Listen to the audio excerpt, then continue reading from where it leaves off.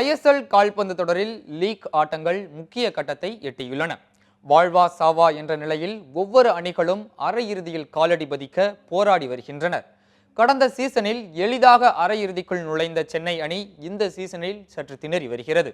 இந்நிலையில் சென்னை அணி தனது சொந்த மைதானத்தில் மும்பை அணியை நாளை எதிர்கொள்ள உள்ளது. இரு அணிகளின் பலம் மற்றும் பலவீனம் குறித்த செய்திகளை இந்த செய்தி தொகுப்பில் பார்க்கலாம். IPL பாணியில் இந்தியாவில் கால்பந்தை பிரபலப்படுத்தும் விதமாக பிரபலங்களால் கொண்டுவரப்பட்டதுதான் ISL கால்பந்து தொடர். இதன் லீக் ஆட்டங்கள் முக்கிய கட்டத்தை எட்டியுள்ளது என்றே சொல்லலாம்.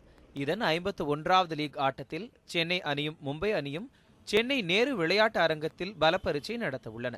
சென்னையில் நடைபெறும் 7வது மற்றும் கடைசி லீக் ஆட்டம் இதுவாகும்.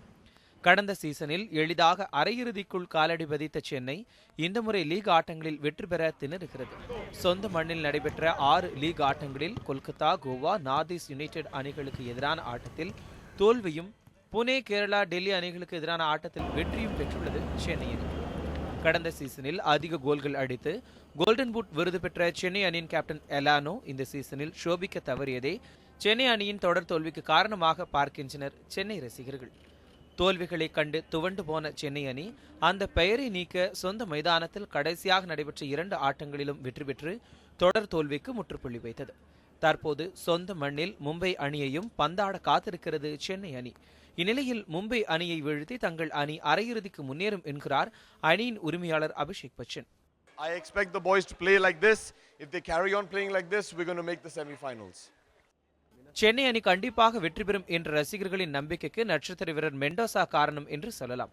இந்த சீசனில் மெண்டோசா 10 கோல்கள் அடித்து அதிக கோல்கள் அடித்தவர் பட்டியலில் முதலிடத்தில் உள்ளார். கேரள அணிக்கு எதிரான ஆட்டத்தில் ஹேட்ரிக் கோல் அடித்து அணியின் வெற்றிக்கு மெண்டோசாவும், டெல்லிக்கு எதிரான ஆட்டத்தில் 2 கோல்கள் அடித்து ஜிஜேவும் வெற்றிக்கு வழிவகுத்தனர்.